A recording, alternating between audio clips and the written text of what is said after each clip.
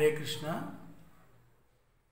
ప్రస్తుతం ఉన్న ప్రపంచంలో మనకున్న ప్రతి మనిషికి ఉన్న ఏకైక ప్రధాన శత్రువు మన ఫోను. మన ఫోన్ని ఎంతవరకు వాడాలి, ఎలా వాడాలి, ఎప్పుడు వాడాలి అని తెలుసుకొని జాగ్రత్తగా వాడితే అది మనకు ఉపయోగపడుతుంది. అలా కాకుండా దాన్ని దుర్వినియోగం చేస్తే మనకి మానసికంగా, శారీరకంగా ఎన్నో రుగ్మతలు, వ్యాధులు, ఎన్నో రేడియేషన్ వల్ల క్యాన్సర్ వచ్చే ప్రమాదం ఉంది, కళ్ళు పాడయ్యే ప్రమాదం ఉంది. చిన్నపిల్లలకు కూడా కళ్ళజోడు వస్తుంది. చాలామంది గేమింగ్లు అవన్నీ ఆడి వాళ్ళ రేడియేషన్ వల్ల వాళ్ళకి ఎన్నో దీర్ఘకాలిక వ్యాధులు కూడా వస్తున్నాయి. మన ప్రధాన శత్రువు ఎక్కడో ఉండరు.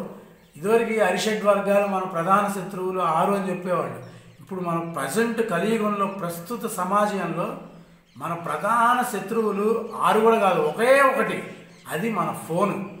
మన ఫోన్ని ఎప్పుడు ఎలా ఉపయోగించుకోవాలో అనే జ్ఞానాన్ని తెలిసి ఉపయోగించుకుంటే అది మనకి మంచి చేస్తుంది. అలా కాకుండా ఎలా పడితే అలా ఫోన్ ఉపయోగిస్తే అదే మనకి పెద్ద శత్రువు అవుతుంది. హరే కృష్ణ.